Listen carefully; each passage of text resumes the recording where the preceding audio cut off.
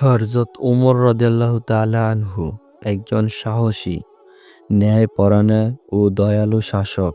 তিনি সবসময় মানুষের কষ্টের কথা ভাবতেন। আজ আমরা শুনব তার জীবনের এক শিক্ষণীয় ঘটনা। একদিন খলিফা হযরত উমর রাদিয়াল্লাহু তাআলা আনহু মদিনার পথে হাঁটছিলেন। তিনি জানতে চেয়েছিলেন তার শাসনামলে কেউ কোনো কষ্টে আছে কিনা। একটি ছোট্ট ঘরের ভেতরে এক বৃদ্ধ লোক বসে আছেন। তিনি খুবই গরিব ও দুর্বল। হঠাৎ দরজায় কড়া নাড়ে কেউ একজন।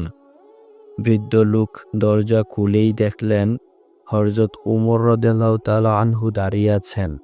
হযরত উমর রাদিয়াল্লাহু তাআলা আনহু বললেন, আম্মাজান, আপনি কি কোনো কষ্টে আছেন? বৃদ্ধ লোকটি বলল, আমি তো জানিই না আমার খলিফা কে। তিনি যদি ভালো শাসক হতেন তাহলে আমাকে এত কষ্টে থাকতে হতো না। বৃদ্ধ লোকের কথা শুনে হযরত উমর রাদিয়াল্লাহু তাআলা আনহু চমকে গেলেন, কষ্ট অনুভব করলেন। হযরত উমর রাদিয়াল্লাহু তাআলা আনহু দ্রুত ফিরে গেলেন। রাষ্ট্রীয় খাদ্য ভাণ্ডার থেকে এক বস্তা খাবার কাঁধে তুলে নিলেন। হযরত উমর রাদিয়াল্লাহু তাআলা আনহুর সঙ্গী সাথী বলছিলেন, আমিরুল মুমিনিন, আমি বস্তাটি নিয়ে যাই। হযরত উমর রাদিয়াল্লাহু তাআলা আনহু বললেন, কিয়ামতের দিন আমার বোঝা কি তুমি বহন করবে? তিনি নিজ হাতেই খাবারের বস্তা বৃদ্ধ লোকটির ঘরে নিয়ে গেলেন। হযরত উমর রাদিয়াল্লাহু তাআলা আনহু নিজের হাতেই বৃদ্ধ লোকটির জন্য খাবার রান্না করা শুরু করে দিলেন। বৃদ্ধ লোকটি অবাক হয়ে তাকিয়ে রইলেন। বৃদ্ধ লোকটি বললেন, তুমি এত ভালো, এত দয়ালু, কে তুমি?